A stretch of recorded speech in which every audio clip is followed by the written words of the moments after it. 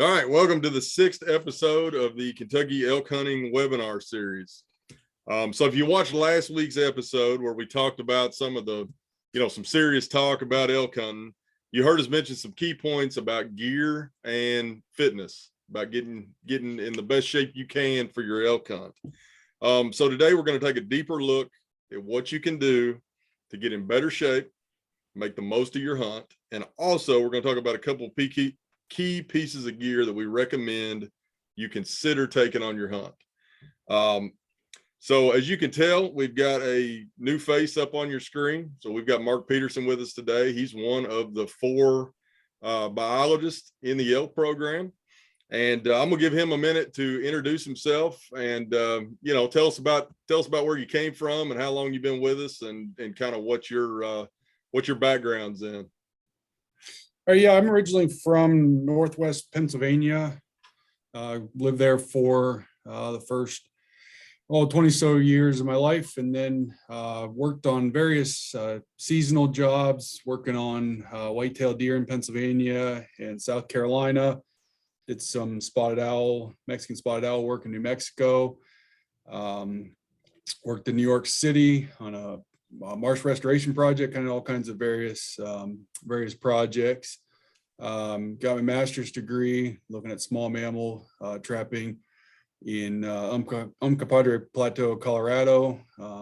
And I also got my PhD from Colorado State looking at fawn mule deer survival and natural gas development area in the Meeker, Colorado area. So kind of northwest part of Colorado, where one of the largest elk herds resides. So that's kind of the key piece that probably a lot of people have heard about. I've been here for a little over a year now in this position. So I've gotten pretty familiar with some of the elk hunting areas, especially zone unit 2 and 3, kind of where I spend a lot of my time being in the London areas where my office is. So a lot more familiar with those areas, and just been in charge of a lot of the location collar data and just general been out and about for calf study, learning the areas in unit 2 and 3. Yeah, for sure. So as Mark said, he works out of the London office. So unit 2 and 3 is kind of his area. If you've got questions on that, we'll have his contact up at the end.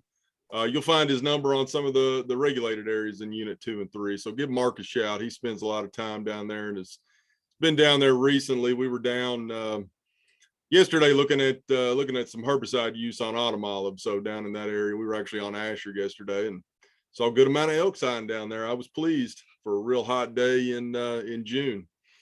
So just a couple of housekeeping items before we jump right into this thing. So by the time this airs, we'll be about a week away from the area draw deadline. So again, that's July 1 at midnight Eastern time. If you've got questions about that, check out webinar number 3. We take a really deep dive into navigating the system of how to draw the RAs and your elk hunting units, and give some tips and tricks about using some of the info that we've got up on my profile to better your odds of getting a specific spot that you might be interested in. And then always call us if you've got questions. I think we're working on getting pretty well caught up with our phone calls just in talking with these guys. So shout at us as we get closer to that area draw if questions do come up. So again, this is going to be we're going to jump right into this thing in terms of physical fitness. And I said it in the last episode, we understand that our drawn hunters are from all walks of life, all ages, everything from young kids to senior citizens. And it's one of those things that you don't have to be able to run a triathlon to be able to go and kill a Kentucky elk. What we're asking is that you do the best that you can, get in the best shape you can, because that is simply putting the odds in your favor. So with that, I'll kick it over to Joe and Mark, and we're just going to discuss some tips on physical preparation and how that can really be an advantage. Joe? Yeah, well, the first thing, I think we mentioned it before, is elk hunting is a game of opportunities, right? And the last thing you want to do is waste the few that you may get. We hear it all the time from our hunters. why did you not shoot this elk, or why did you not harvest one? And it's, well, he was too far away, or I've heard, I heard him bugling in the bottom of the mountain, but I didn't think I could get down there to get him out. So a lot of things like that. So it's just trying to maximize your opportunities. And if you do have those encounters, to be able to, feel confident yourself to get out there and get after them. It's kind of like a military term. They say embrace the suck, right?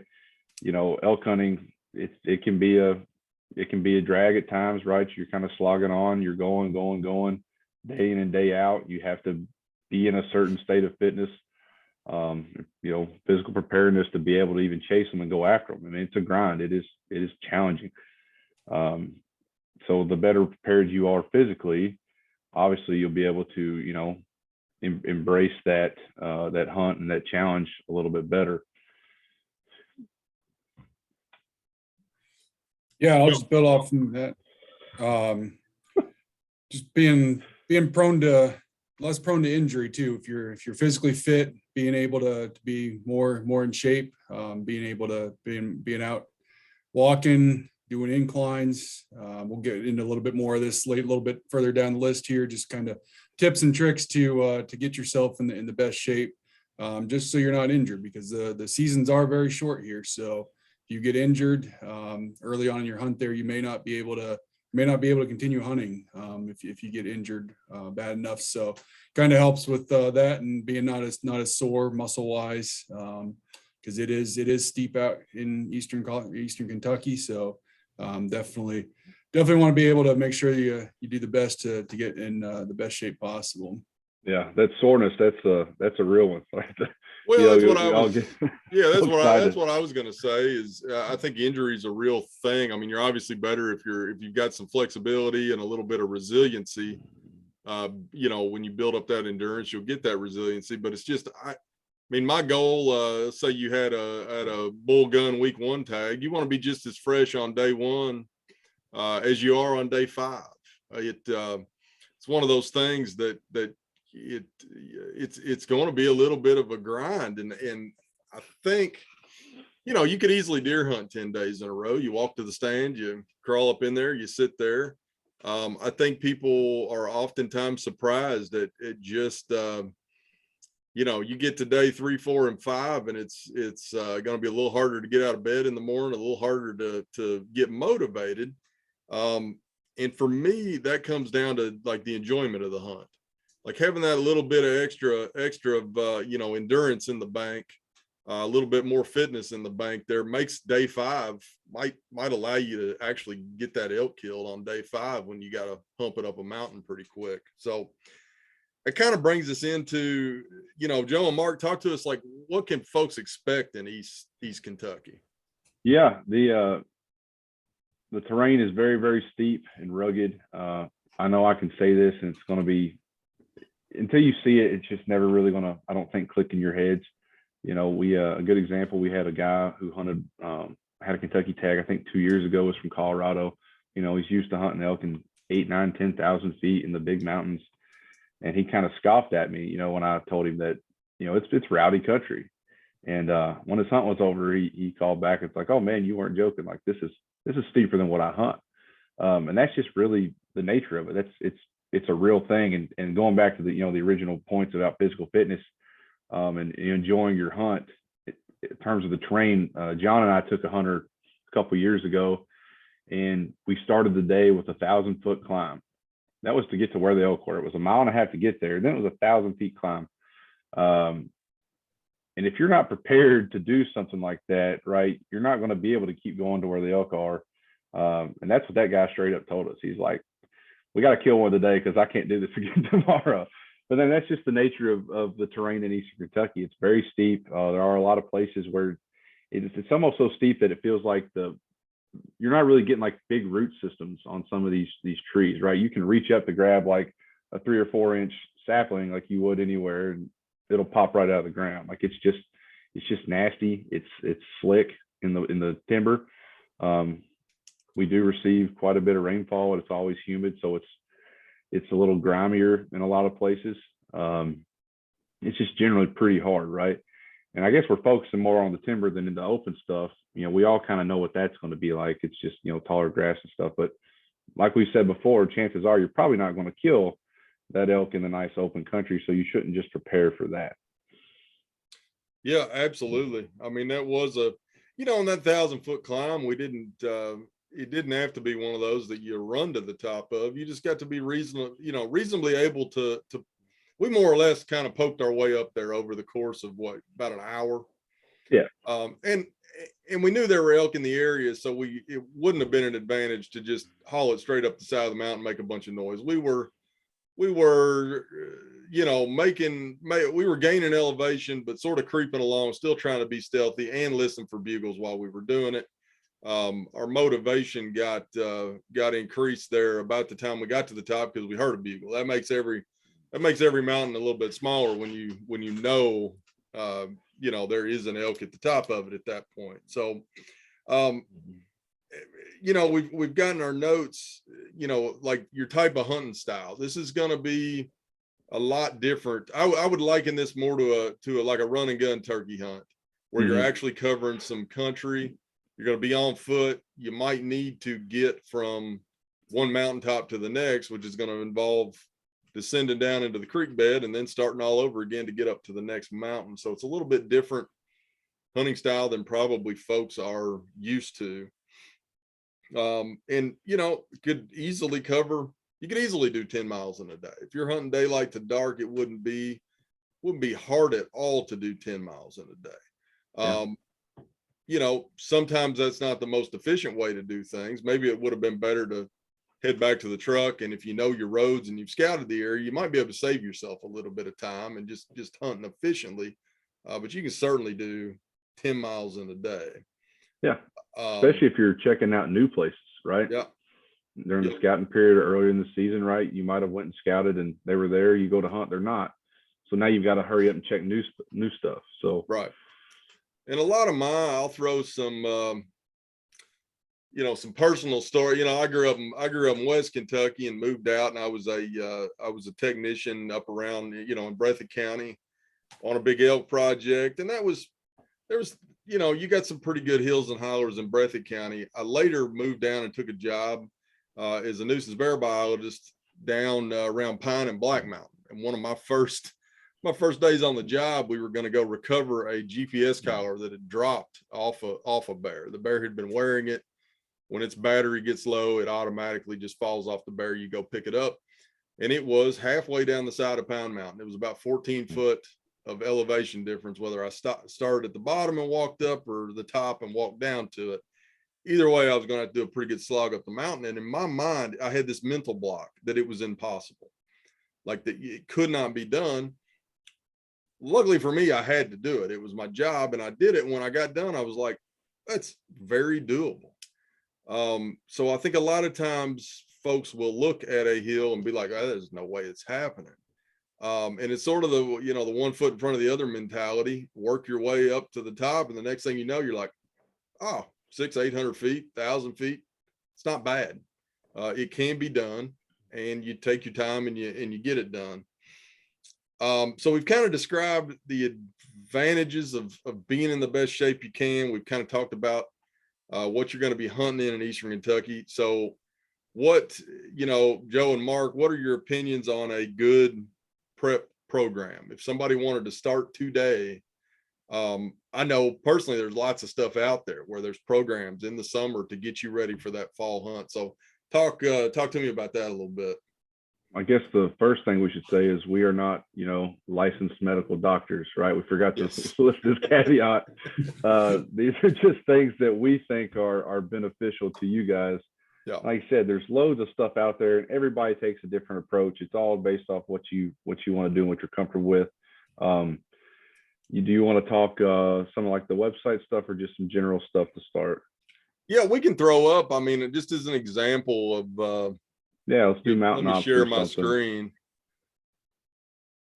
Yeah, somehow I got on the email list for mountain ops. They've got some things. What's the other one? Got another one that I keep getting emails from that I'm considering thinking about this summer. But Elk 101 does one. Hush does a big challenge. I mean, you can honestly Google elk fitness, right, or elk hunting workouts, and you will get loads and loads of responses. And some of it looks pretty technical, but it's not bad. Everything's doable, and it's just a good example of like how to progress your body from what you are now to get yourself into, what these folks are calling like the ideal, elk hunting fitness level. But there's loads and stuff out here, and I think if this one doesn't look good to you, you can find one that will. And we all are going to take different approaches, right? Like for me, I'm a bigger guy. I'm 6'2", 280, 285. Definitely have to remove some of that before we go to Colorado, but I have a different approach than somebody else might, right? So I spend a lot of my off season doing like heavier lifting, right? Trying to focus on, building your muscles, building your core strength, doing functional things that are going to help me move an animal up and down a mountain or move my body up and down a mountain. And then as I approach season, I start going more to these types of programs or more aerobic fitness. I work on the bigger base, and then I go to the aerobic side of it to help my endurance. Yeah, I'll agree with you on that. And just, it's one of those things. There's a lot. I think our best thing to do is encourage people to explore, kind of depending on, I do well when I kind of set a schedule for myself. And that's one of the things that's on my list this week. I might not necessarily be following one of these programs for our Colorado hunt, but just in enough years of doing it and kind of knowing what my body reacts to in a manner that doesn't kill me, plus gets a result, in a timely fashion, I can kind of make my own calendar through the summer where I'm progressing up in weight on some different things, and then kicking in, like Joe said, kicking in the aerobic stuff a little bit later on. So you search elk hunting fitness, backcountry hunting fitness, everybody's got a program, and there's some great stuff that you can literally print out a 2 or 3 month program that has you set. And I'll also say it's kind of something that I got into summer of 2020 with COVID. All the gyms were shut down, and even the ones that were open, the last thing I wanted to do was go into anywhere with a bunch of people breathing heavily or work out in a mask. So I sort of was able to kind of get away from the Planet Fitness approach, which is great for the winter when the weather's bad, but getting out, doing stuff at the house, which ultimately makes it easier.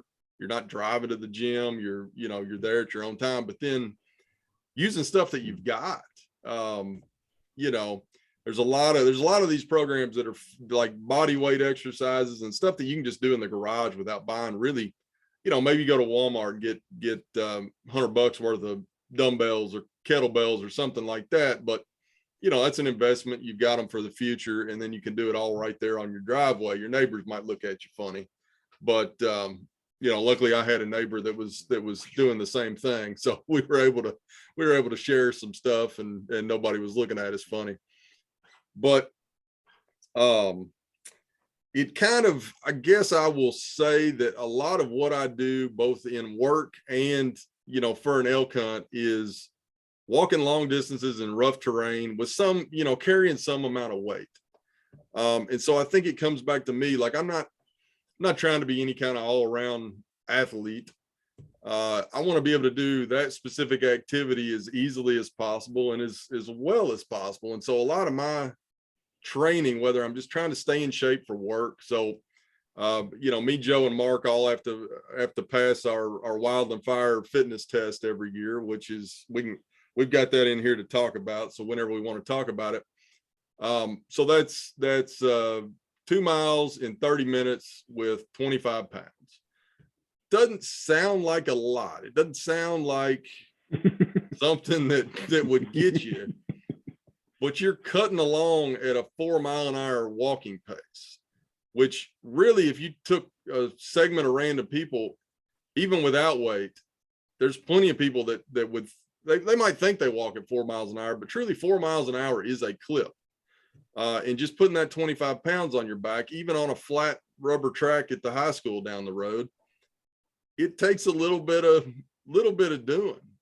We're all, the three of us are all blessed to have fairly long legs. Joe's legs are a little bit shorter than most, but he still gets it done. But it's one of those things that it's good to have a little preparation for that. And really the preparation for that is walking with some weight. And that translates pretty well into elk hunting, in my belief. I mean, a big part of what I do in the summer getting ready for a hunt is we've at our office here, we've got a beautiful, if you haven't been to the Fish and Wildlife office in Frankfurt, it's a beautiful place. We've got about 6 miles of trails in the back that are actually pretty rugged. It's kind of off a big creek of the Kentucky River with some palisades and hills. And my typical good workout of it, I do about a 4.5 mile loop, takes me a little over an hour, and do it with 40 pounds. And I'll alternate between 40 pounds and about 65 pounds. When I'm packing 65 pounds, I don't care how long it takes me. It's just purely to get used to how bad that feels. And I was, the first year that I really got serious about doing that, it was amazing. 2 or 3 trips in, 2 or 3 hikes in, stuff starts feeling better. I've got some, had some shoulders reconstructed thanks to college football. And I was just really not, feeling that pack weight on there. It was bad. 2 or 3 trips into it, all right, it's manageable. 10 hikes into it, I don't even notice it anymore. That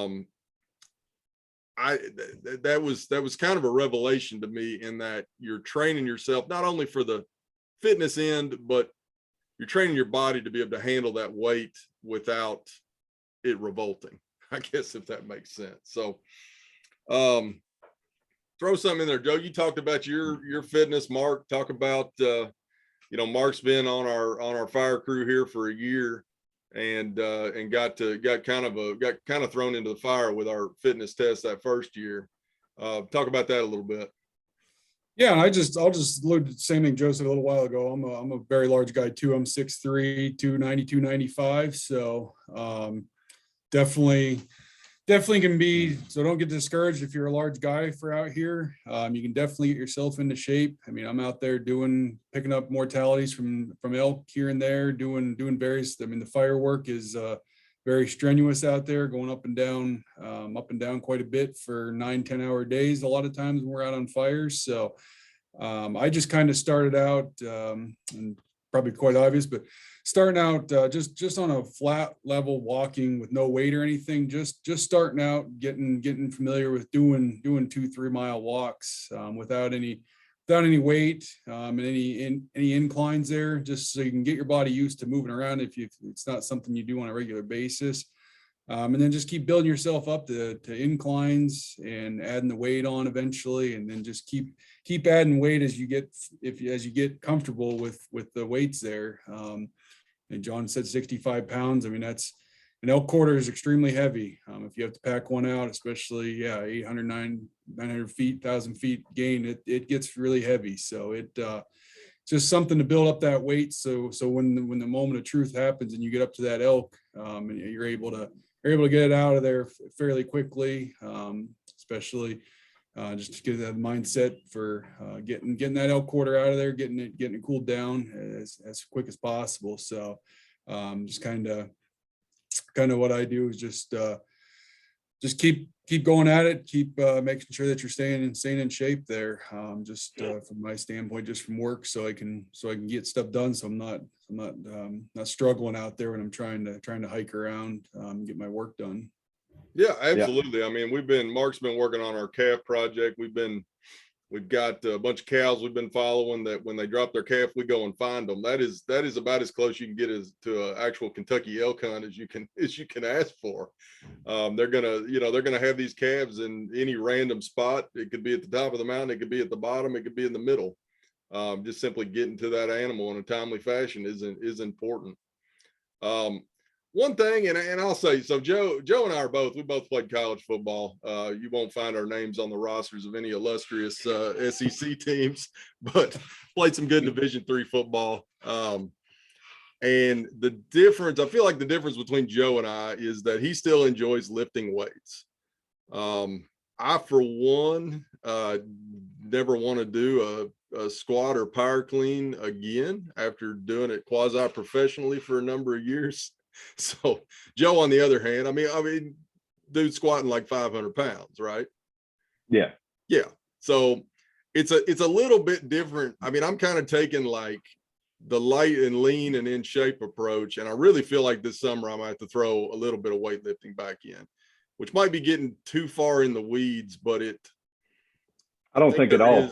Yeah, I think it's even if you're doing body weight squats or just use a bar, it's adding something, it's adding functional ability to your body, right? You're strengthening your legs, all those tendons, ligaments, everything's getting stronger, your core is getting stronger. I think it's very relevant to throw in, and that's why I do it. You know, obviously I enjoy it, but I like to have a good, strong foundation. And, you know, you put this pack on that's heavy and you're trying to wobble, right? Just being able to keep yourself steady while you're walking, you know, and that's something that a squat will help you do, you know, or any of these big functional exercises. They're helping with your stabilizers, your big major muscle groups. It's definitely not, I think it's worth pursuing some, but like I said, I don't do it up until the day I leave. You know, I'll do it for most of the year to maintain a level. And then I like to do what you are talking about, the, you know, the basically carrying the heavy weight. I do the same thing that John and Mark do. You know, I use a big bag of paper sand or like playground sand inside of my backpack, and I'll walk. I usually do 40 or 50 pounds to start. I'll go over 100. Not so much because I think you have to carry that much in your pack, right? But I want 50 pounds to feel light. So that's kind of why I do it. I will absolutely. The first time that I packed 65 and then went back to 45, I think it's as much as a mental thing. It's like, oh, 45 is light. Yeah, I can do this all day. You know, the first time I loaded 45 into a backpack, I carried it from my garage to put it in the back seat of the truck so I could, you know, bring it to work and then do my little hike after work. I was like, good God, like it's gonna break me down. That goes into talking a little bit about when you're doing this training. I know I, for one, it was a complete game changer when I got a pack that could actually handle 45 or 65 pounds as far as how it felt. And then that translates into how your body can carry it. And then I also am doing those workouts. I mean, it's rough. It's a trail, but it's a, you know, the place we've got here at the office, it's as rough as anything you're going to find in terms of like actually walking on a trail that was in the Forest Service property or something like that. It's rough. And I think that's good. You're having to put your feet in the right spot. You're on uneven territory. Because it's rough, I actually wear the actual boots that I elk hunt in. It's a great time in the summer. I mean, if you're having issues with sore feet and blisters when you're training in the summer with your boots, you're definitely going to have them during an elk hunt. So, you know, Joe's got here in the notes, train with what you're actually going to use. And I think that's incredibly important. We'll talk about packs here in just a little bit when we get to the gear section, but I've got supreme confidence in the pack that I'm going to carry, that I'm going to take out to Colorado, because I've done so much training in it. I think just like a good pair of boots, I think I've probably broken in that pack to some degree. And then the actual opposite's happening as well. That pack's breaking me into some degree. And you kind of get this, you know, your body's got a relationship with that pack and you know what to expect, and it's going to be comfortable. Throw anything in you got about that. And then I think the good segue is we've talked about fitness, is just what hunters might expect to have to pack. We've got some stuff to talk about on that as well. I think we've covered it pretty well. You know, we don't want to beat the horse in the ground. I think it's important for us to go on and touch on the next slides, right? You know, we start with the highlight of, this is what we think you need to do, the types of stuff you should be thinking about. So let's jump into like why we're telling you this, right? In terms of, you know, how much meat these people are expecting to talk or to pack, or even what you should, you know, be carrying with you on your day-to-day stuff. Yeah. So what I'm sharing, Joe found this a couple years ago. This is like a, like a University of Wyoming Extension agency. extension paper. And it's got some, I mean, go ahead and walk us through it. I'll scroll down to that one chart with the weights. It's just got some cool stuff in here to kind of give you an idea of, how much meat you're probably likely to take out of here. Like we've mentioned before, we don't have a want and waste law, but every hunter owes it to the animal that they harvest to get as much as you can from the animal. And this just has some calculations in here to kind of show you how much you should be expecting to take, right? So their field dress weight of these animals is not super, super high. We do have, generally, we're probably going to be, 20% heavier than our Western counterpart elk. But at least it gives you an idea of what you can be expecting. So like in this table 2 here, a field dress bull, that body weight after being field dressed is 440 pounds. You're looking at about 220 pounds of meat, right? So about 50%ish. You look at our animals are 20% heavier than that. So you could be responsible for pulling 280, 300 pounds of meat out of the field, right? So that's why we're trying to highlight the importance of it, not just as an enjoyment of your hunt, but you're ultimately going to have to be able to get that much meat out of the field. And like I said, our stuff is quite a bit heavier. Our bulls are probably going to be 750 to 800 pounds for your average 4.5, 5-year-old bull. Our cows, on the small end, if you're an adult cow, she's probably going to be about 500 pounds. We've caught a couple that were 6, right? So it's something that we just want to highlight, so you guys understand the reason behind why we're telling you what we're telling you. Yeah, and I'll say the last trip I made out to Colorado, I was with my dad, and he ended up killing a bull that aged at 2.5 years old. It was a 4x4. I ended up killing one that was 3.5 years old. And the difference between those two animals, on my dad's bull, we got it quartered up. I put a pack on, or I put a quarter on his pack frame, put a rear ham on his pack frame, and he walked it out about 1.5 miles, almost 2 miles. Got it out there, no problem. We turned around, came back. We got, the two of us got that thing out in 2 trips. I was loaded down pretty good. And he was still riding the high of actually killing an elk. So he did not feel good the next morning. But when we killed mine, he was like, oh, that rear ham I was fine with that rear ham. And we actually didn't even have to take mine as far as we took his. He couldn't even get the pack on his back. That was just the difference between, it was a different creature. That year of growth between a 2.5 and a 3.5, man, it was just a whole different elk. And in his mind, he didn't see the difference. I've handled enough elk that I knew that this was going to be a bigger load. He just thought it was him. He just thought he was wore out. And he was, at that point in the trip, he was pretty wore out, but I was like, no, this is a whole different animal. So, hunting in with 2 people, my bull ended up being 2 trips for both of us, and then 2 more trips for me. And one of the things that killed me on that elk, I on both of our animals, we took, there was nothing left but bare bones and a rib cage laying there. And that bull that I killed, I had I had an extra game bag, and that was the worst load of the whole thing. It was just a big sack of the extra meat chunks, the neck meat, the rib meat. I mean, there's probably 50 pounds of meat around the neck, it seemed like. And that was the worst load that I had. No structure to it. There's no structure to it. I had it on a great pack frame. And then I shouldn't have waited for that to be the last load. I should have packed that load first. And then kind of worked down, taking a lighter load on that 6th trip.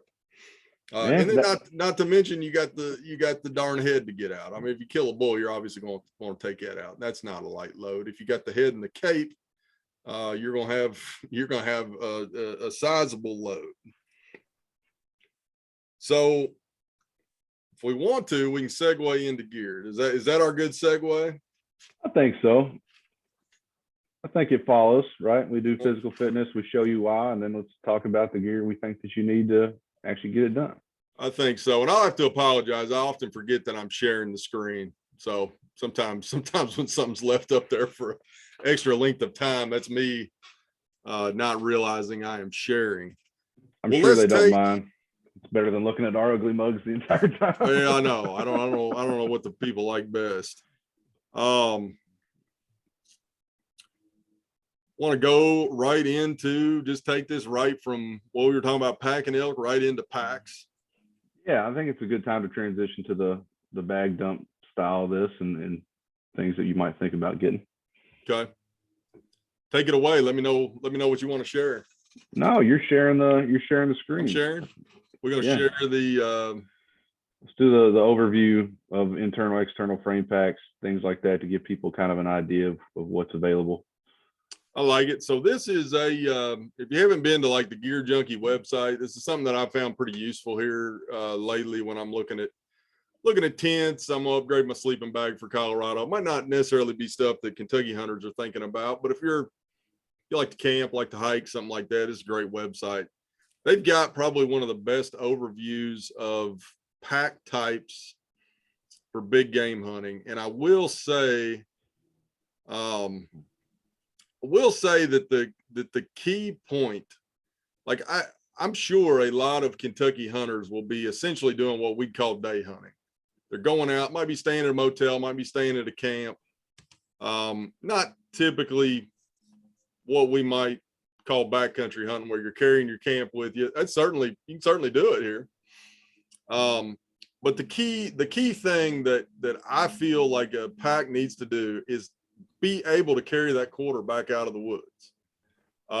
Your typical day pack you might take deer hunting will absolutely explode when you put 65 pounds in it, or you won't even be able to put 65 pounds in it. So, Joe, talk us through some of these backpacks. Yeah, and I feel Mark, obviously jump in anywhere you want to, but there's two main types of backpacks that I think you all should consider, right? That's what's available. You have external frames, then you have internal frames. So an external frame is kind of like more of the old school stuff, like the older Army Alice packs, right? The frames that they sit on, that bare metal's exposed.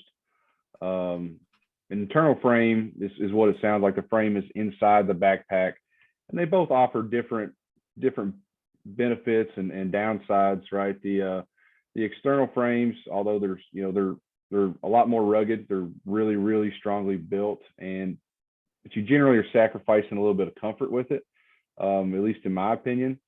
And the internal frames, they've got some great stuff that can handle tremendous loads, but they're ultimately going to be usually a little bit more comfortable. And we put this up here just to kind of show you guys what's available and what's out there.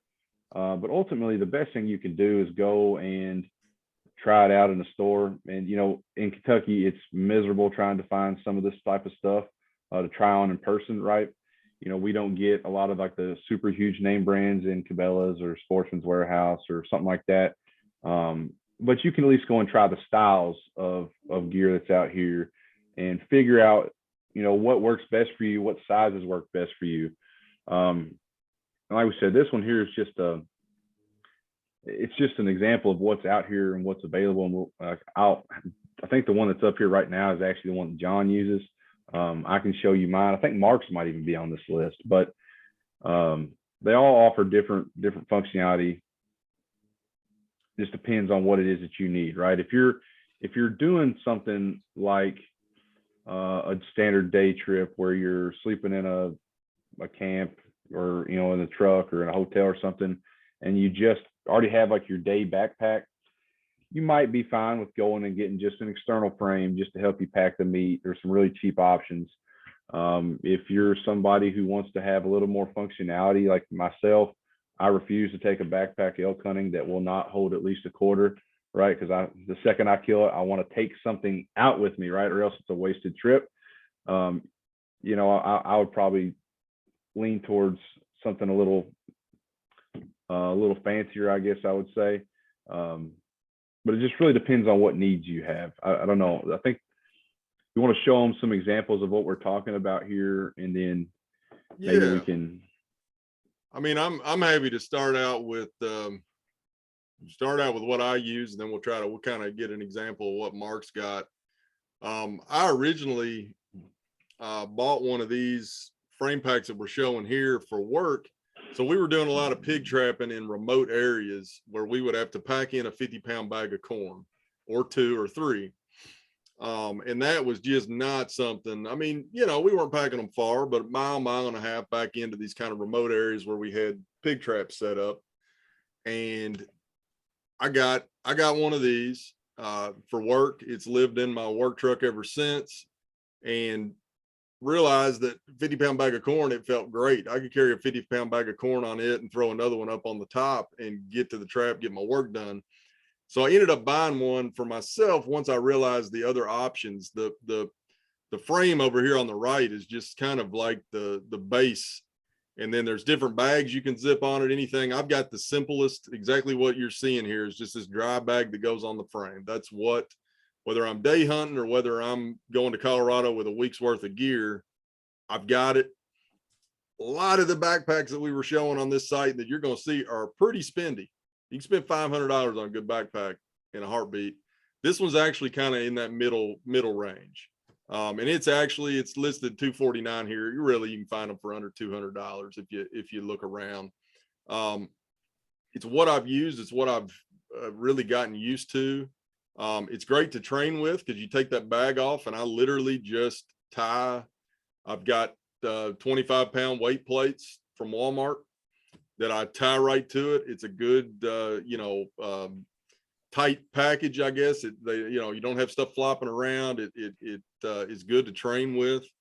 But I will also say back when I was doing my grad school work, I was going in, we were investigating bull elk mortalities. And a lot of time I had to take a lot of gear in to do the necropsy, do the autopsy of, why that elk died.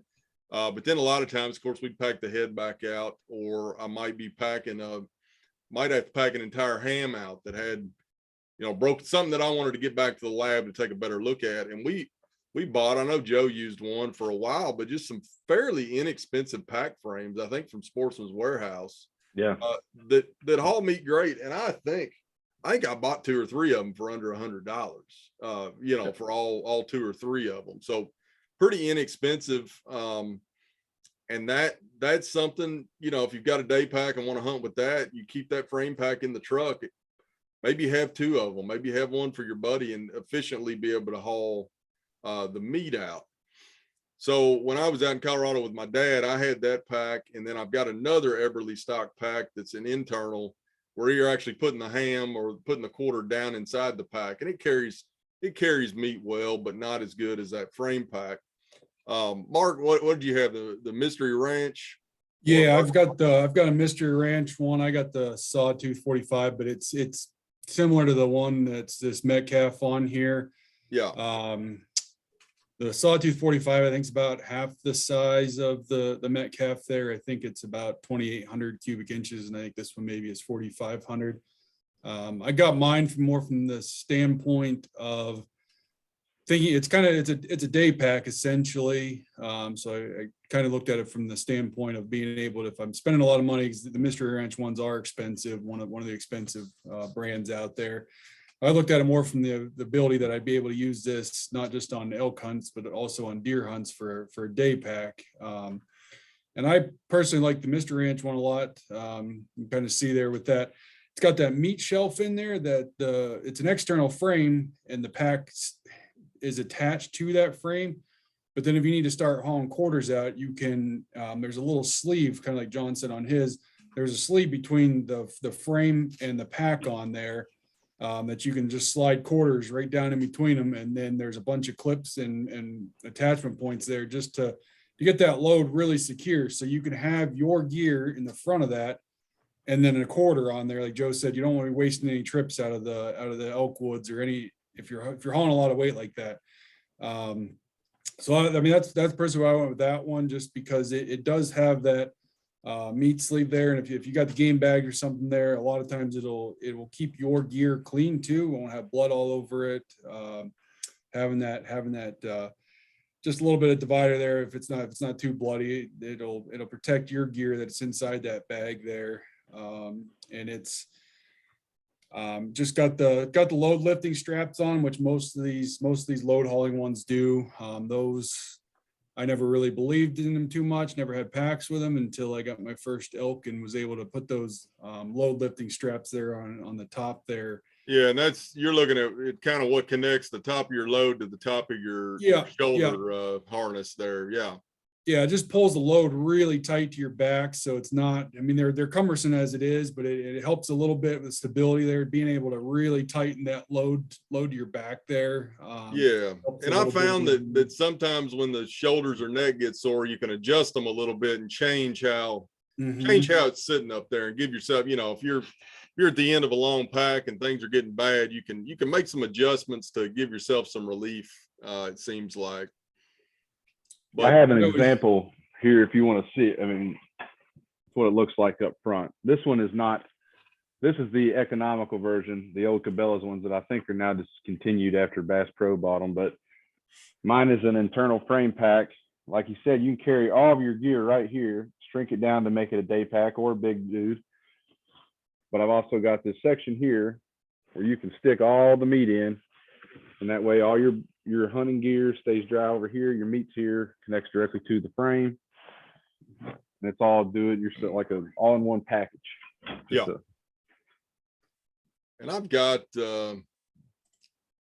photo or two. So this is a fella hunting up in Robinson Forest that's packing out. So he's got an Everly stock. It's actually the RMEF Team Elk pack, which is a great day pack with elk hauling. I guess it's the definition of a good Kentucky hunting pack. I think it's day pack size, but obviously he's got his rifle in a scabbard on the pack, and he's got his head. You're not sharing. You're not sharing. Oh, I'm not sharing. Let's share that thing. All right. Yeah. So just, he's got his head and cape in the pack. He's got his rifle in there, and we're, getting ready to make the last trip out. The first trip out, this is me on the first trip out, and I will caution folks, I got a little ahead of myself. So this was a good mature bull. I've got a quarter in my pack. I've got a ham in my pack and a bone-in shoulder over my shoulders. And it felt good. I would say it felt fine for the first 15 minutes. And then the next hour was pure, it was bad. So I think you're better if I could. Decision. Yeah, not a great decision. I will say that I'd fallen off a horse like a week before this and had a big contusion on my hamstring, which wasn't helping things either. But it's one of those things. If I had this to do over again, I would have just turned that into 2 trips and been better off. But in our calculations, if I could take 2 quarters out while Joe field dressed the rest of the elk, then I could come back and meet them, get 1 more quarter, and we could make it all out of there. They started getting a little bit worried because I felt like $1 million. I dropped these quarters off in a creek at the bottom of that 1,000-foot climb, and I felt good for about the first 10 steps back up the mountain, and then the lactic acid set in, and I ended up just laying down on the side. And I was like, all right, I got to get my game plan together, and this is going to be a slog to get back up there. But so definitely, we've lingered on packs a little bit, but I think we did that because it's that important. And I will say this is money. A good pack will last for the next 50 years. I have blowed through a lot of more budget packs. I think Joe blew through one on the particular hunt that I was just sharing. You're putting them to the test, putting an elk quarter in them, and the good packs will handle it. Plus they're useful for other stuff. If you take a hiking trip or something like that. I will even say that that frame pack that I showed, I had a place that I wanted to turkey hunt that was about 1 mile off the road. I wanted to take a couple of decoys. It was also cold, so I had like some warm clothes. I was going to tent blind, sit and archery hunt. Ended up killing a turkey. I strapped it all to that pack frame and walked out of the woods as comfortable as I ever have. So I don't want to say it's one of those things that I will gladly personally spend my money on because it's got so much utility.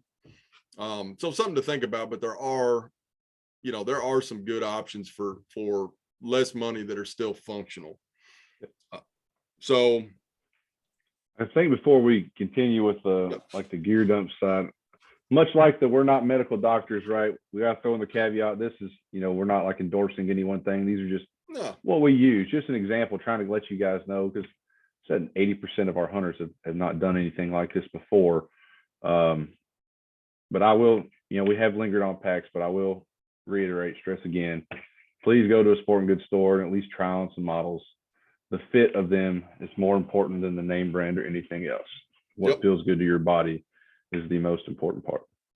And that's essentially what I realized that pack that I bought in here for work felt so good that after about a month of using it, I bought one for myself. So that was a good opportunity to try it out. But I will agree that me and you, we're definitely not shaped the same. We might not ever really enjoy the same type of pack. That makes sense. Depending on torso length, depending on other stuff. It's kind of like a boot, Very much like a boot. Yep. Good to try on. So do we want to hit the boot topic now that we mentioned boots? Yeah, show it. I got nothing to Mark's actually got a pair. So these are my hiking boots for work here. I personally like to have ankle support, so want at least 6-inch full leather boots. Waterproof, definitely want waterproof boots. I just like the ankle support, especially out here with all the inclines we were talking about. There's a lot of loose rock all over the place out here from all the mining activity. There's just a lot of loose stuff out there. So that kind of brings back to this drop down heel here. I don't know how well it shows up on here, but it's good. You got a little bit of it's just a area to catch when it slides just a little bit. Gives you that, you kind of get your heel when you slip anyways, and it digs that heel in really good. So you're not landing on your butt, hurting your tailbone, back, whatever. Kind of helps a lot with that. And then also these ones have the full wrap around them. So it's a piece of rubber that goes all the way around the bottom of these hiking shoes here. So it really just provides an attachment point for that sole and the upper, the leather upper there, just to have a really secure, because like John had mentioned before, I think that the rocks are sharp out here. There's just a lot of sharp, rough terrain out here that will really chew up hiking shoes. So it's kind of again with the packs, I hate to harp on it's kind of good to buy a quality pair of boots for the elk hunting out here, because if not, you're probably gonna regret that decision with if your boots get tore up out here and you got to go to the store to try to find a pair of boots in the middle of your hunt there. It's probably not something you're really not really going to want to run into town probably and try to find a pair of boots and then not have them broken in. Just really key to just look at it as an investment there, being able to break those boots in. They're going to last for 2-3 years. For the most part, these good sturdy boots from that standpoint. And definitely, I know a lot of whitetail hunters like the rubber boots, but I would avoid those. We have in our notes here, avoid those like the plague here. They just do not work in the Eastern Kentucky terrain out here with just ruining calves, Achilles. They're not something that you're going to want to wear in Eastern Kentucky terrain.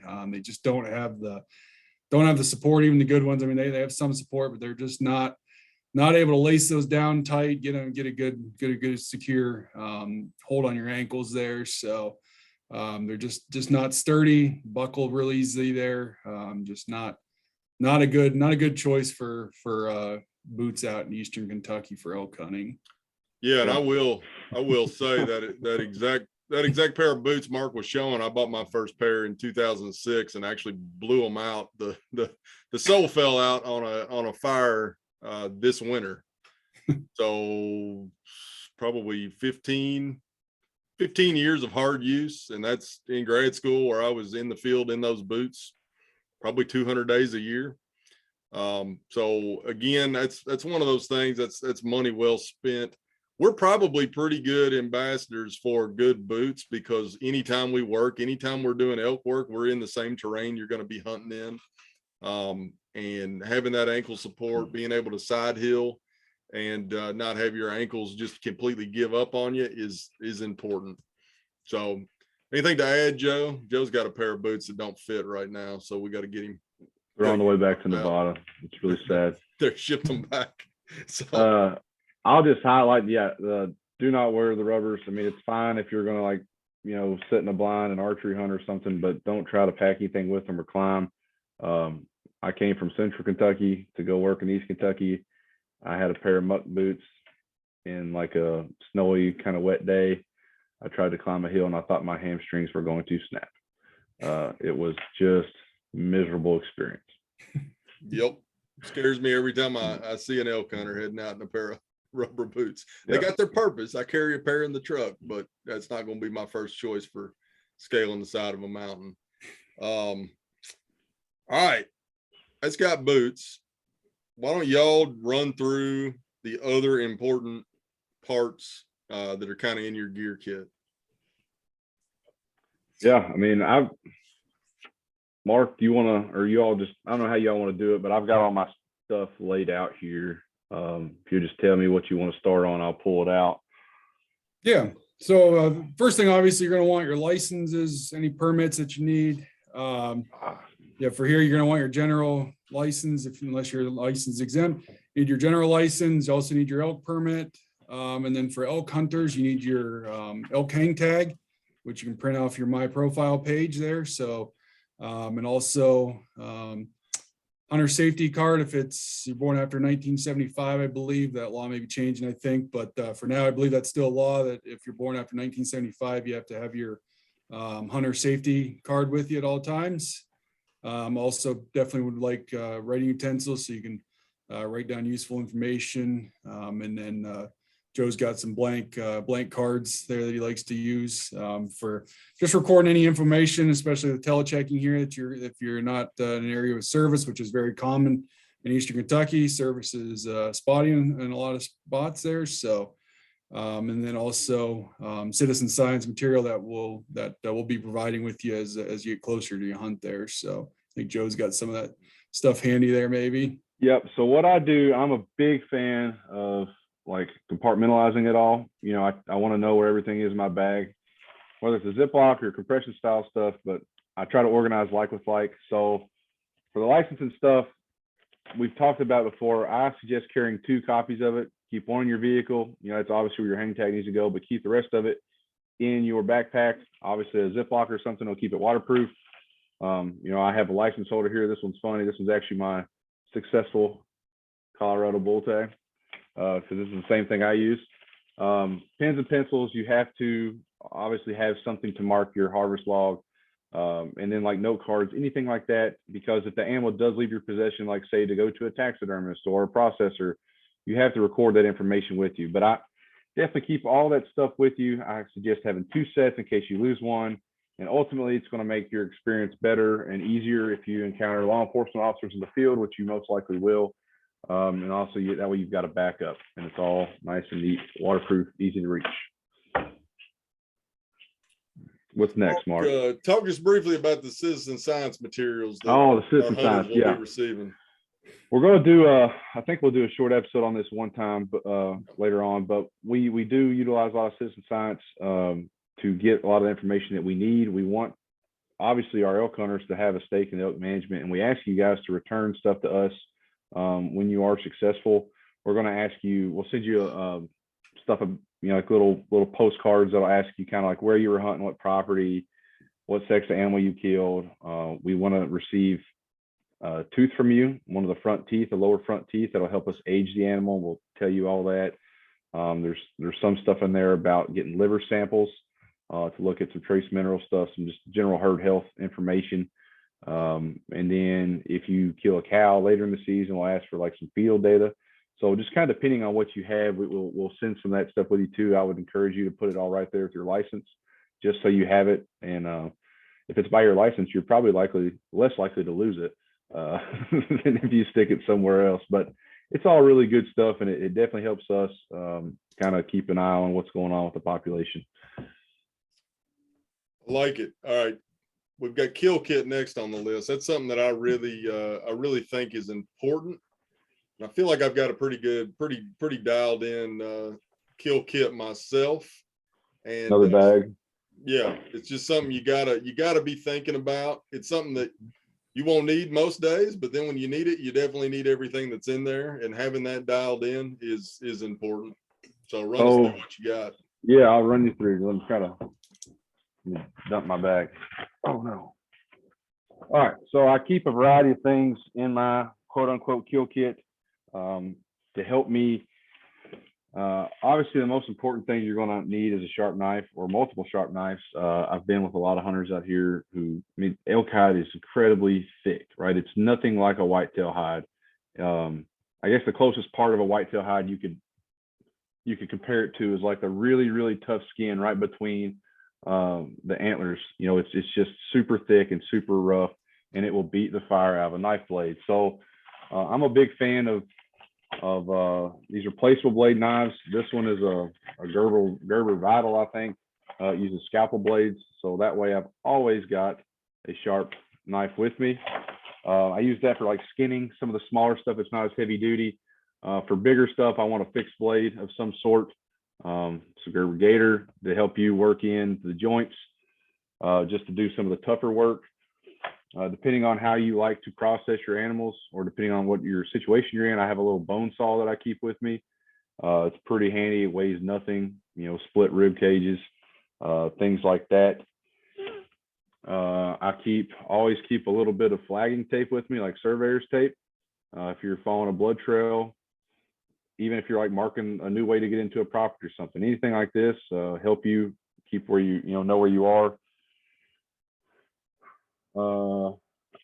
Do we have game bags? Is that part of the kill kit in the notes? Yep. Yep, for sure. And that's something right. we will. It's good. You got a good opportunity to throw in that we're going to have a whole webinar on packing elk out, quartering.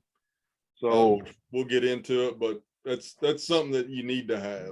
Good game bags are a must. You saw in that video or that last picture of John with that elk over his shoulder in a garbage bag. That hunter, I'd ask him like what I need to bring to help you. And he said he had game bags, and he showed up with contractor bags. Please do not bring those to remove your quarters from the field. It's doesn't let the meat breathe, right? It's just not a good option. It's going to promote like spoilage. I use game bags. You can use really anything you want. You can use cheesecloth, you can use pillowcases, just something that's dry and somewhat permeable that'll allow air to hit it. And it'll keep it nice and clean, because it is, it's rough and nasty out there. I keep cordage with me all the time, especially if you're hunting by yourself. You can, they're really big animals. People are always amazed at the size. You can tie this to a hoof, tie it to a tree to keep it from sliding. Once I get these game bags full, I'll usually get them up in the air hanging. So I'll cut like a stitch in my paracord or whatever, get it up and elevated so that the wind hits it and it can start cooling off better. I like to use some that's got like little reflectings on it, because chances are I'm not going to get it all done at once. So I can usually easily find it on my way back out.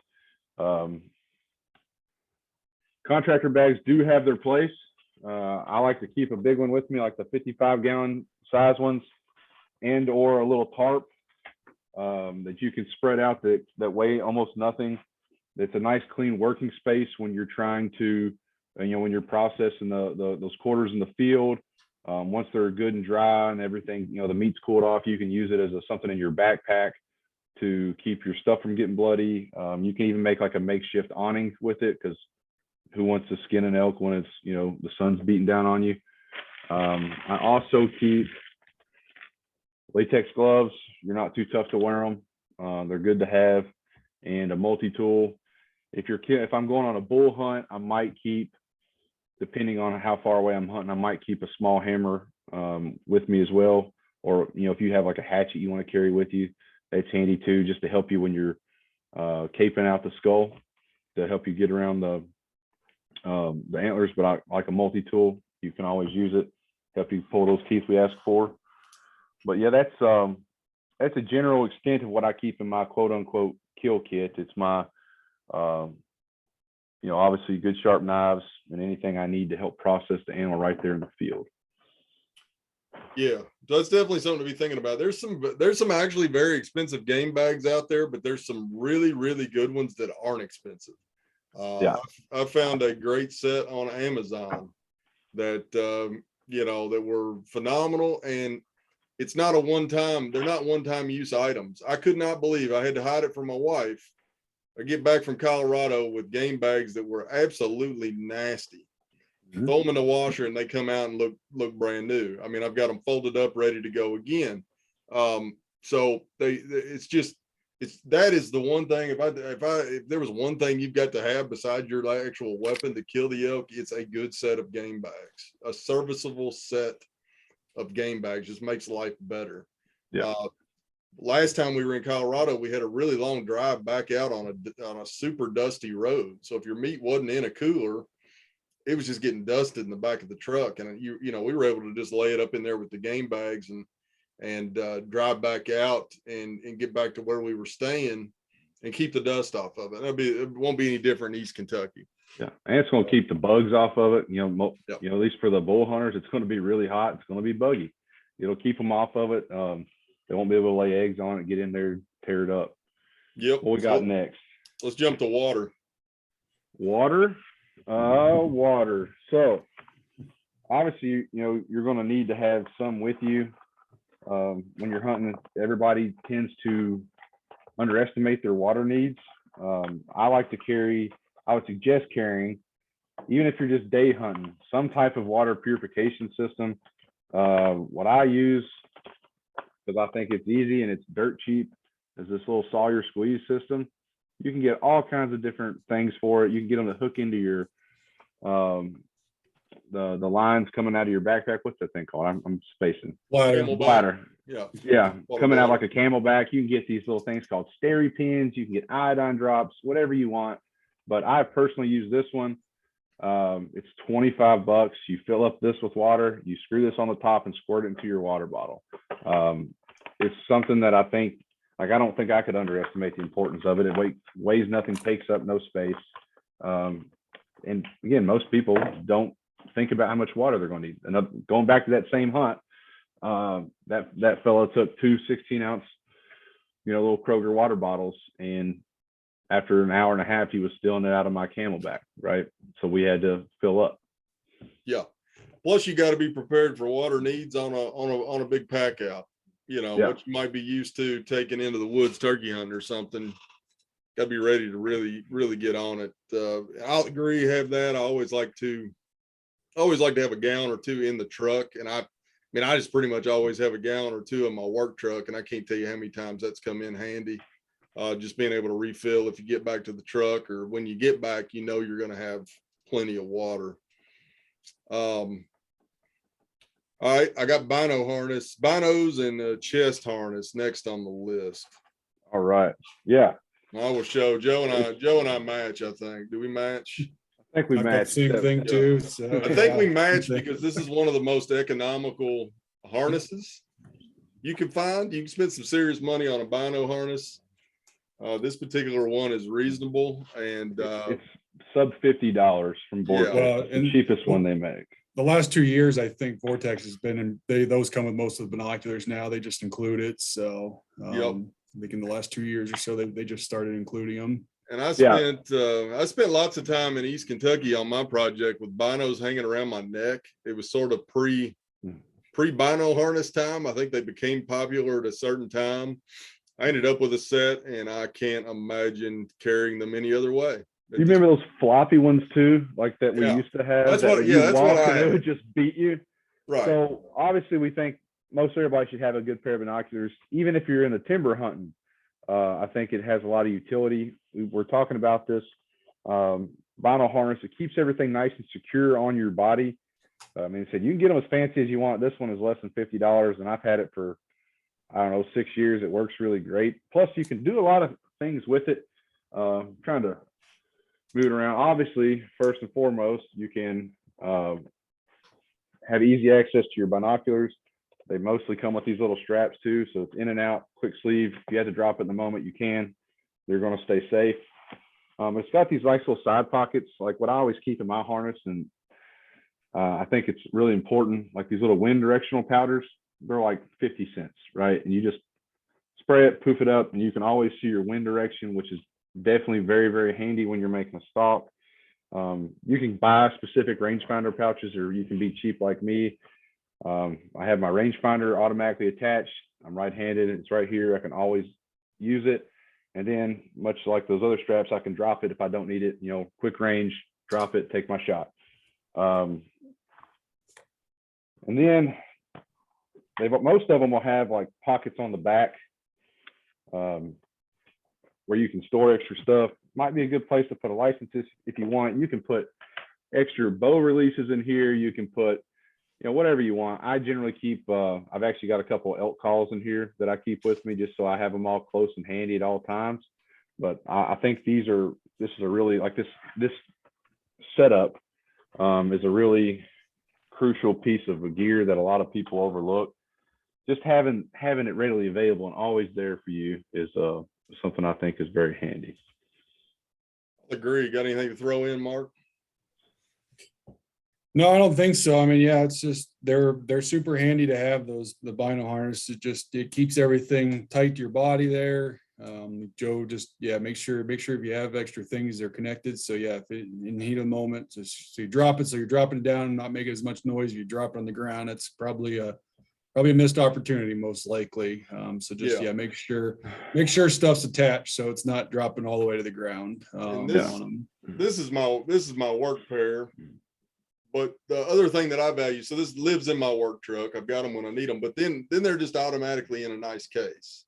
So you can throw them on if I'm out of the truck, but then I can toss them in the back seat. They're, you know, I'm gonna take care of the binoculars. So yeah, until I got one of these, I hardly ever used binoculars hunting until I got this because they were just such a pain in the butt to carry. If you're having like heartache about buying them, you know, I use them for turkey hunting now, deer hunting. I mean, you name it, I've got it, and I actually use them a lot more. I think it makes me more effective. All right, hit GPS mapping system next, and I actually just put on our webinar agenda. We're just going to have a whole episode on this, so hit it light, and we'll jump into the critical items. Yeah, we've kind of touched on it before, but just some way to know where you are, right? Whether it's we have stuff available for our smartphones on our website, the ArcGIS online. You can do Onyx, you can do Avenza, you can do Hunt Stand. I mean, there's infinite options out here. You can go old school and use a regular GPS and get a chip in it, like, you know, everybody did until 8-9 years ago. Just the important thing is to have it with you, have it handy and readily accessible, and make sure you know how to use it and you have a way to charge it. I almost got screwed in Colorado. I was using Onyx. I had 2 phones, and my charger quit working and they both went out. So I had to scramble and figure something else out while I was out there in the field. Just make sure you have a way to charge that regularly. Yeah. All right. Well, yeah, no, I completely agree. And we'll cover that very much in depth here coming up. The next item on the list is what we're calling the oh shit kit. And I've always liked that name. I don't think that'll have to be bleeped on this, but it's kind of one of those kits that's got stuff in it that you don't really want to have to use. But when you say, oh shoot, you've got the stuff there to take care of the problem. So it's something that I got, and I've got one that, you know, it's kind of personal use that I'll be taking out west with me, but then I keep one in my day pack in the work truck when you're out there. If we jump out and we're going to pick up an elk calf or going to talk to hunters, I've got that stuff with me. And number one thing, it's got an extra headlamp and a first aid kit and, you know, some rain gear and some duct tape and some stuff to fix stuff with is kind of the overall theme of it. But I'll let Joe run through what he's got. Well, I guess if we'll start with the first aid kit. I keep one always. This one I've had forever and ever. It's very handy. You can get them from Sportsman's or any sporting goods store for really cheap. it's got all your basic stuff in it to cure your minor bruises and whatnot. But the one thing that you don't typically find these that I will always advocate for is blood clotting powder. This one, Lou Ferrigno, the Hulk, is the sponsor for this, and I don't know why still to this day, but I think it's hilarious. But you can get these and they weigh nothing, put it in your bag. There was a really famous outdoor podcast that came out a couple years ago. They were archery hunting. The guy fell and put a broadhead right through his calf, and they had, limited ways to take care of that. Some way to address something like that, I think is important. It's also going to have, your basic stuff for aches and pains. I generally have a little medical bag with me that I keep with anything else that I don't need, or stuff that I might more frequently use. There's like Pepto-Bismol, body powders, wipes, TP, the literal oh shoot kit. Depending on where you're going to be, I like to carry, sometimes I'll throw like a really lightweight jacket in here, or you can use something as small as a space blanket, just something to give you an extra little layer. Say you get soaked, say you're in trouble for the evening, just an extra little layer that'll keep you warm, or provide a signal. Some type of fire source. You can get as fancy as you want, like these are waterproof, windproof matches, or you can have a lighter, but I always roll like duct tape or something around it just to give you something else to use. For instances like mine, when your mapping software does fail, I keep a compass with me always. It's pretty self-explanatory why I think you need it. And then I always keep batteries and an extra light source or two. There's a spare headlamp, and this is a pretty sweet little tent lamp. But those are things I keep that I think you hopefully don't have to break into, but it's definitely nice to have that security, that backup, in case you do get yourself into trouble, because if you spend enough time in the woods, it's going to happen to you. Yep. I'm gonna also throw in, just thinking about my kit, whether it's for work or whether I'm hunting. I've always got rain gear with me. You're gonna be hunting down in the mountains. A lot of times, even in September, you might have chilly mornings. We can have pop-up thunderstorms where it's warm. Rain gear to me is incredibly versatile. You put it on to stay dry, but then also if you get a little bit chilled, you might hike up to the top of the mountain, get sweaty, and then need to sit there for a while. You can throw that rain gear on. It's super light. I carry a super cheap pair because I tend to destroy it. It won't ever be anything that I spend big money on because it just gets abused. Super cheap pair, lives in my pack, and I've got it all the time. So quickly run us through just what you've got down on here, just some comfort items. Well, I guess the comfort items, let's see. One thing that I always try to take with me, I remember where I set it on my desk, like a little pad or something. If you're going to be doing a lot of glassing or setting, I like to keep, I like to keep like a little cushion. This is like a little Climex pillow. Let's see here. Make sure I can see like a little pillow, or it'll make good use of like a butt pad when you're skinning, especially if you're doing it by yourself. It's nice to put something under your knees or your bottom. It's it weighs 1.5 ounces and it's really comfortable. Let's see here. Trekking poles are very, very handy. They're like these little telescopic poles that will stretch out, help you support your weight. It's like I guess a walking stick on steroids. They're definitely a little stouter. They're more ergonomic. They're going to fit your body a little bit better. They're good for just standard traversing, but I promise you they're worth their weight in gold. If you do have enough to pack out. I thought I was all tough on my bull elk in Colorado, and I definitely ended up stealing somebody's my hunting groups for the remaining pack outs. It was they're that handy. I agree. And since we talked about training, I actually when I'm packing weight, I actually use the trekking poles. I feel better. It takes a little bit of getting used to that, but you also see the benefits. I was the same as Joe. I thought it was the silliest thing I'd ever seen. I'd be down in the Smokies or something, and somebody's somebody's hiking a trail and they got their poles. And I was like, well, that's silly. Until I got a pair, and then I realized that they've been onto something all along, and amazing. I wouldn't go without them.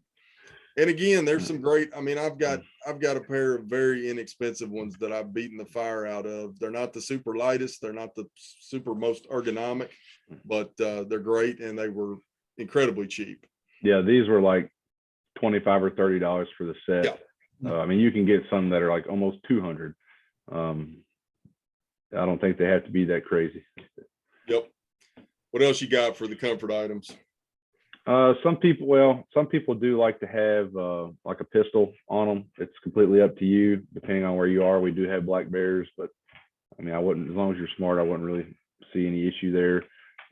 You can actually, depending on how fancy you want to get, you can get some small like concealed carry holsters and stuff that'll fit onto your bino harnesses that are, like chest rigs that are pretty sweet. And it is legal to take a pistol with you. We do get that question a lot. All the time, even for the archery hunters. Even for the archery hunters, if Yep. you want to go out into the woods and carry your pistol as your personal protection, you are free to do so. And then I guess the last thing I have, it's completely up to you. I like to keep it with me all the time. I didn't bring mine up today. I forgot. I use a little small cook stove set. There's nothing better when you've been working your tail off all day hiking to have some warm food. You can get these little backpacker dehydrated meals that don't cost much. You just boil a little bit of water, put it in there, or say you're sitting on top of the ridge, waiting for the elk to go to bed. You want a fresh pot of coffee, you can do so. And, they don't really weigh much at all, 8-10 ounces. And you've got, a way to make hot food and hot water right there on the spot, which I think is, really handy. I keep it in my work truck too. So we always got something. Yeah, I've seen it. He made me a hot cup of coffee while we were turkey hunting one morning, and it was delightful. A few things, just looking at our notes here, we've got some archery hunter needs and some firearm hunter needs. Just run through that real quick, just stuff for those particular groups to think about. Yeah, all three of us are really guilty of it. We always try to be overly prepared, have extra stuff. So for your archery hunter, keep an extra release with you, right? Always. I do it when I archery hunt. I've had one, I had like the strap off my wrist came off once and I couldn't use it. I have an extra with me. Good use for that back pocket on the chest harness. You've always got it there. Definitely bring extra arrows and broadheads with you, in your vehicle or at camp. You might take a stumble and fall. You don't want to have to rejigger your whole set right there on the spot. Try to get the same setup, same weights and everything. Plus, you might just miss. People get pretty excited and they tend to miss elk. Keep a target at camp, same concept, kind of like if you take a fall, you definitely want to be able to check the sights on your bow before you go try to harvest an animal, just to make sure that you're still on target. And then I always keep a quick fix kit with me. I have got a really cool little folding hex set that I can fix about anything on my bow. You have some extra like the serval string, or you can fix tying your peep sights, addressing issues, basically anything you can cover in the field without the need for a bow press, have that stuff on you. Just have a backup. That's really what we urge people to do. For your firearm hunter needs, obviously extra bullets. You never know what'll happen. The same concept, have basic equipment to fix any minor issues, any little specialized hex or Allen wrenches you might need to fix your scope or remount it, whatever it may be. I like to keep a gun cleaning kit on me when I'm archer or when I'm firearm hunting, just a small thing, even if it's just a snake, anything that you can use in case you get mud in the barrel, just to help you fix anything so you don't have to hike all the way back out. And then maybe keep a better one in camp. I said it does get wet, nasty, and muddy. We'd hate for you all to not have what you need. And then we get so many people that that do not understand or follow the hunter orange laws. It's the same as when you're deer hunting. You have to have it on your chest or on your chest and on your head, visible from 360 degrees. Have an extra set. And everybody in your hunting party's got it. Everybody in your hunting party has it. So they're out there, yeah. Part of the reason. Carry an extra set of orange in your bag, whether it's a hat, a small vest. They don't take up much room. keep it with you, keep people safe from getting tickets. It's a good place to also hang up. Like if you put your meat up in a tree, hang it there, right? You can find a use for it, but keep an extra set with you so you don't get yourself or somebody in your hunting party in trouble.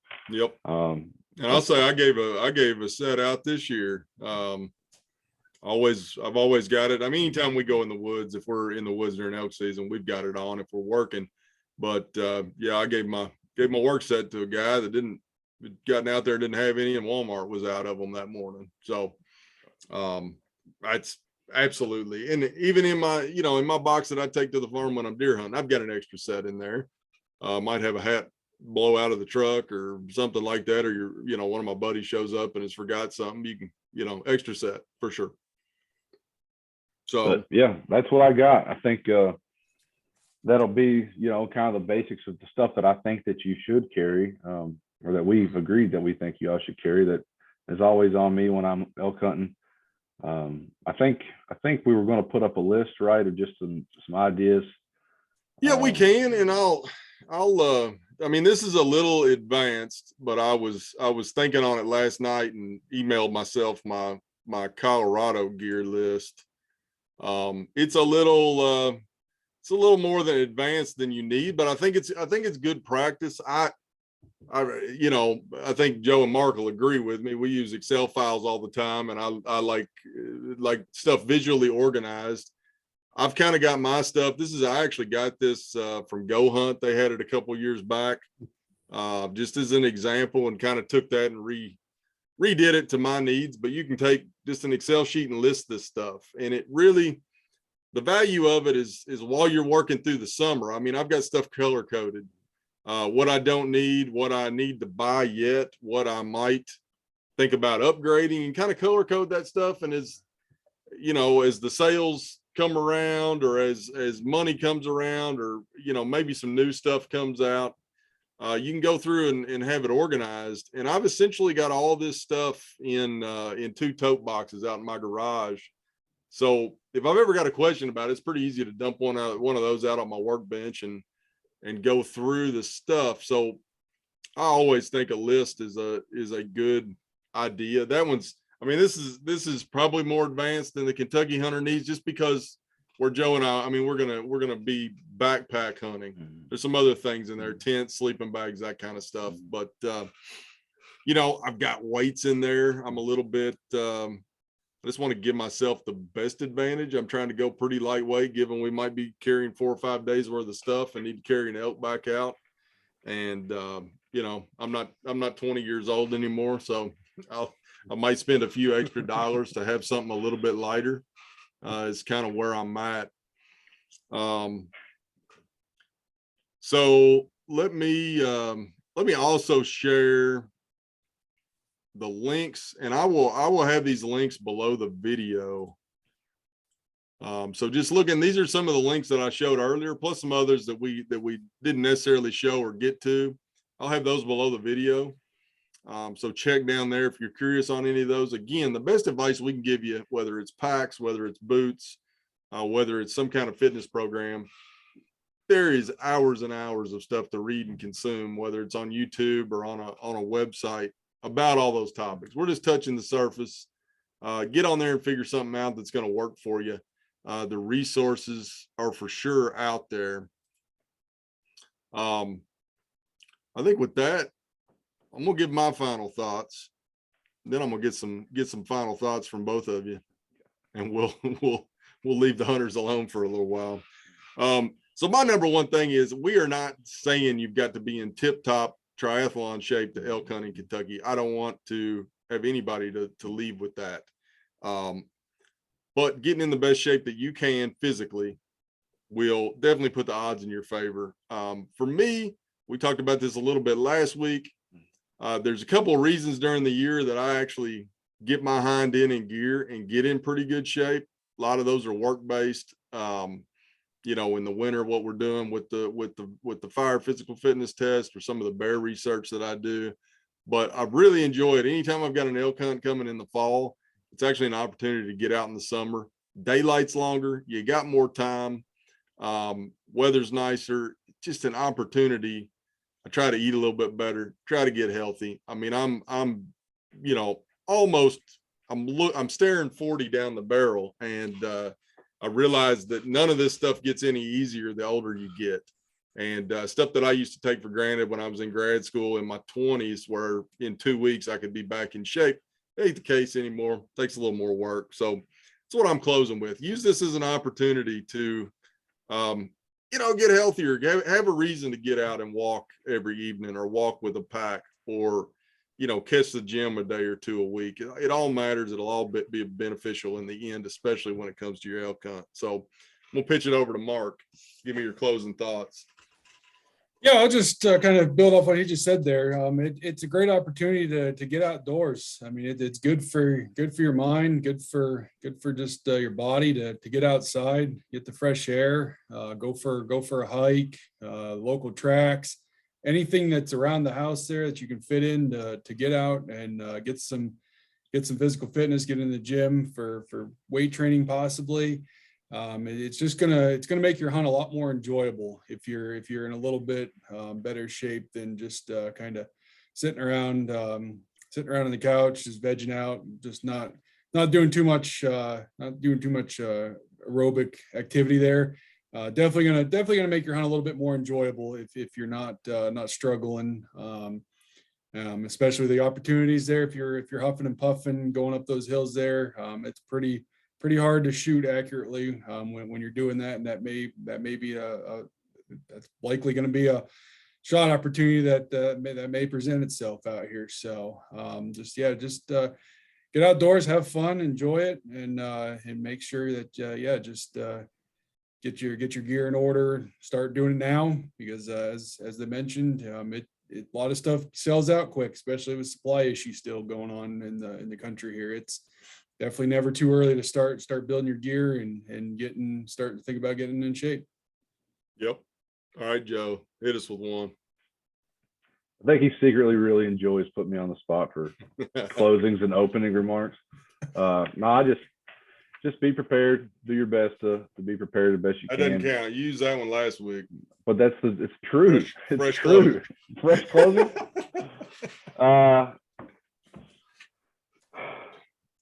Go move, get out, walk, lift, run, do something. Take the dog out, take the kids out, play tag with them. Get yourself in good shape and start thinking about it now. Don't wait. I'll give you a personal example. I'm trying to buy a new peep sight for my muzzleloader, and it's already sold out, and it's June. So Yep. Get on top of it. Yep. All right. Well, I'm going to close with sharing the screen. So we've got Joe and I's contact info as always. I actually think I forgot that last week, so got it highlighted this week. So that's me and Joe. That's our office number and email. Shout at us. And then the final slide here is Mark Peterson's office phone and email. He's up on a couple of the RAs in unit 2 and 3, especially after the elk draw. If you draw unit 2 or 3, Mark's going to be your guy to help you get dialed in down there. So give him a call. With that, we'll be back next week. So it is going to be a little bit shorter episode, just hitting the area draw one more time. And then I think we're going to try to fit in a big episode on mapping and some stuff to think about on that. So be looking forward to that next week. With that, we'll let y'all go and see you next week. Thanks.